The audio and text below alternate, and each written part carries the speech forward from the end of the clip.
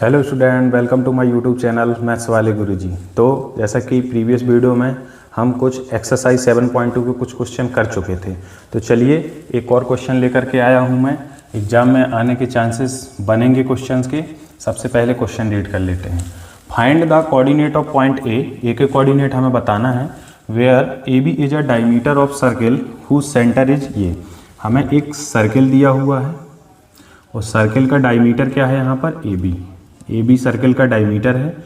वो यहाँ पर क्या मान लेते हैं, इसका क्या है, सेंटर है, जिसके कोऑर्डिनेट हमें दिए हुए हैं 2 and -3 और बी के कोऑर्डिनेट हमें दिए हुए हैं 1 and 4। हमें ए के निकालना है, तो ए के हम क्या एज्यूम कर लेते हैं, एक्स एंड वाई। चलिए स्टार्ट करते हैं।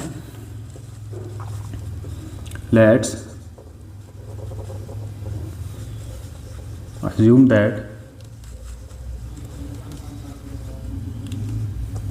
assume that O is a center of circle. वो क्या है, सर्किल का सेंटर है। And A B is a diameter. A B diameter है यहाँ पर, तो हम कोऑर्डिनेट ऑफ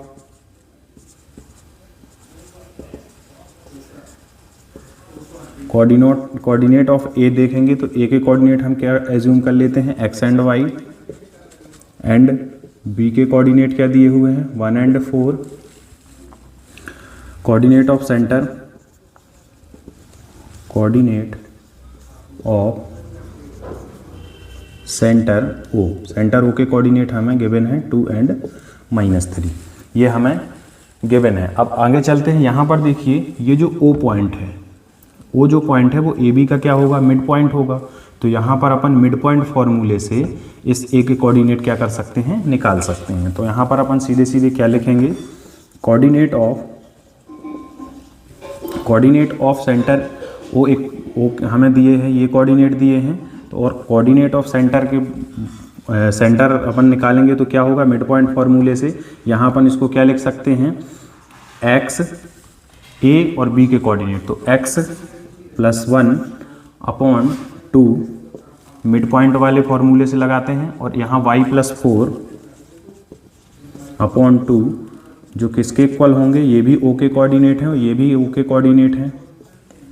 आगे चलते हैं, दोनों को अपन क्या करेंगे, कंपेयर कर देंगे। ऑन कंपेयर करेंगे तो x + 1/2 इक्वल टू है 2। तो x + 1 इक्वल टू 2 2 हो जाएगा 4 और x इक्वल टू हो जाएगा 4 में से ये इस तरफ माइनस में जाएगा, तो x की वैल्यू क्या आ जाएगी, 3। इसी तरह y के कोऑर्डिनेट को कंपेयर करेंगे तो y + 4/2 इक्वल टू है -3। तो y + 4 इक्वल टू हो जाएगा -6। तो y की वैल्यू क्या होगी, यहाँ पर ये 4 प्लस में इस तरफ जाएगा माइनस में, तो 6 और 4 क्या हो जाएगा, -10 हो जाएगा। तो ये किसके कोऑर्डिनेट निकल कर आ गए, y के। Therefore the coordinate of point A is, point A के कोऑर्डिनेट हमने x एंड y लिए थे, तो x की वैल्यू यहाँ पर 3 पुट करेंगे और y की वैल्यू क्या पुट करेंगे, -10 पुट करेंगे। इस तरह हम a के कोऑर्डिनेट निकालेंगे। कौन सी थ्योरम से, मिड पॉइंट थ्योरम या मिड पॉइंट फॉर्मूले से। अब चलते हैं अपन नेक्स्ट क्वेश्चन की तरफ। तो स्टूडेंट, एक और क्वेश्चन है, इसको भी रीड कर लेते हैं। सबसे पहले, if point A and B are respectively, point A और बी के कोऑर्डिनेट दिए हुए हैं, so find the coordinate of point P. हमें पी के कोऑर्डिनेट निकालना है। Where A P equal to 3/7 A B दिया हुआ है and point P lie on line segment A B. सबसे पहले हम एक लाइन सेगमेंट बनाते हैं ए बी, जिस पर पॉइंट क्या पी लाई करता है, मतलब पॉइंट पी इसी लाइन पर है। ए और बी के कोऑर्डिनेट, ए के कोऑर्डिनेट -2 और -2, बी के कोऑर्डिनेट 2 and -4 और पी के कोऑर्डिनेट हमें फाइंड करना है। तो इसके कोऑर्डिनेट हम क्या मान लेते हैं, x एंड y मान लेते हैं। आगे चलते हैं, जो हमें गिवन है उसको देख लेते हैं। सबसे पहले, given that AP equal to 3/7 AB।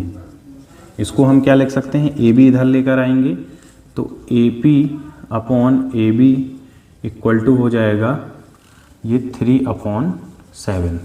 तो अपन क्या बोल सकते हैं कि AP और AB का रेशियो, यहाँ 3/7 दिया हुआ है, ये टोटल जो रेशियो है यहाँ से यहाँ तक, इसकी लेंथ मान लो 7 यूनिट है, और यहाँ से यहाँ तक की लेंथ जो है वो हमें 3 यूनिट दी है AP की। AP equal to 3, AB equal to 7। तो P से B तक की क्या होगी, ये 3 है, 7 में से माइनस करेंगे तो ये यहाँ से यहाँ तक की कितनी होगी, 4 यूनिट। मतलब ये जो P पॉइंट है इस AB लाइन सेगमेंट को किस रेशियो में डिवाइड करता है, 3:4 में। तो अपन क्या लिखेंगे, so point P divide the line segment AB in the ratio 3:4। 3:4 में डिवाइड करता है। आगे चलते हैं, और क्या गिवन है हमें, and coordinate of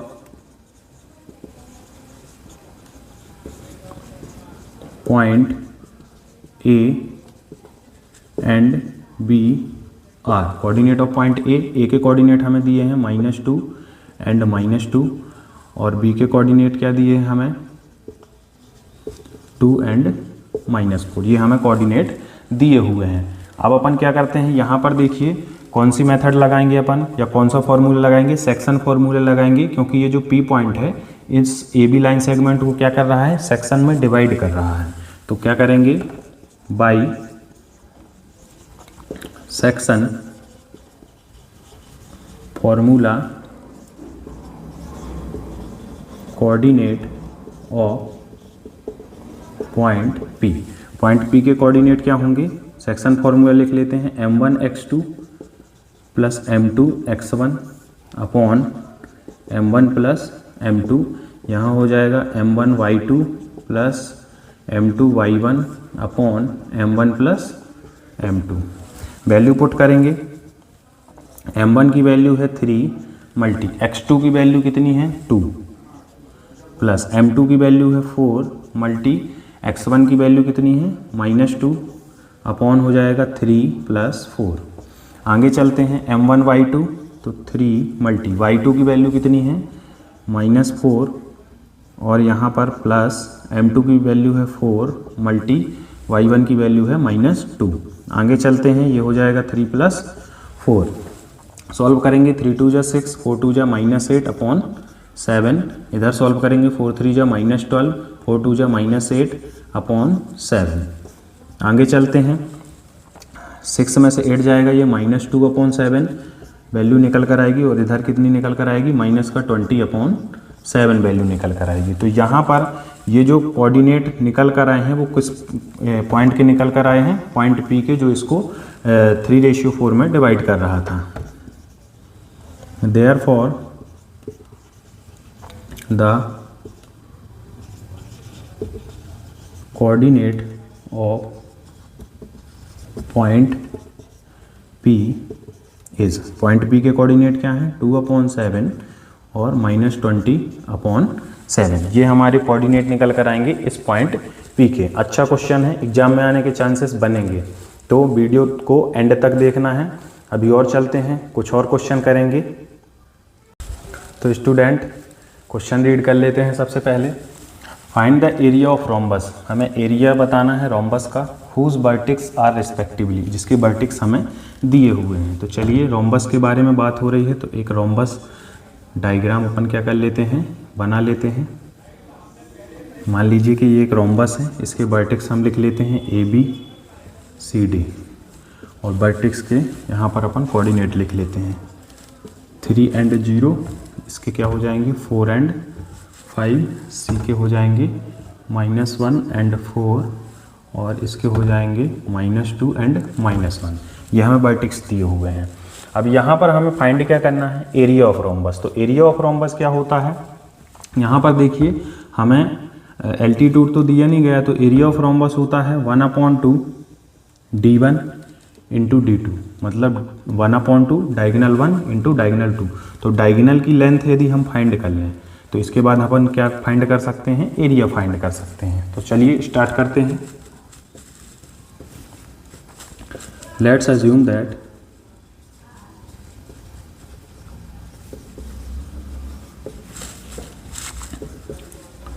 the vertex of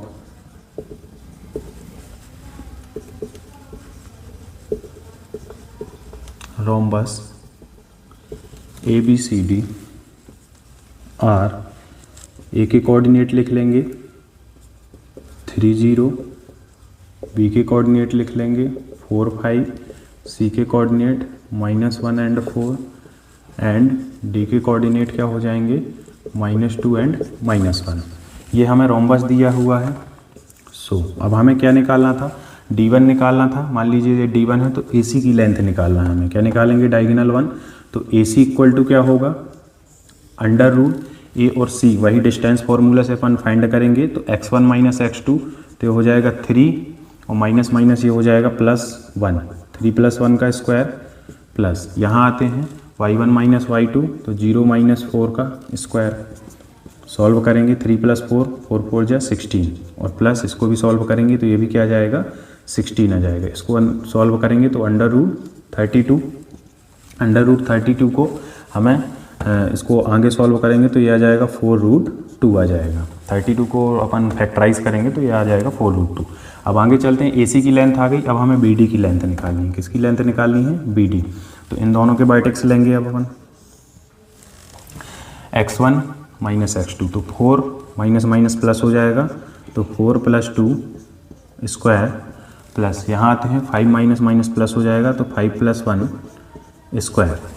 आगे चलते हैं तो इसको अपन लिखेंगे 6 का स्क्वायर प्लस इसको भी किसका स्क्वायर लिखेंगे 6 का।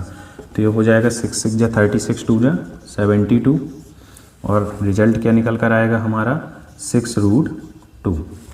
ये हमारा 4√2 निकल कर आया, ये आया 6√2। अब हमें क्या करना है, एरिया ऑफ रोम्बस फाइंड करना है।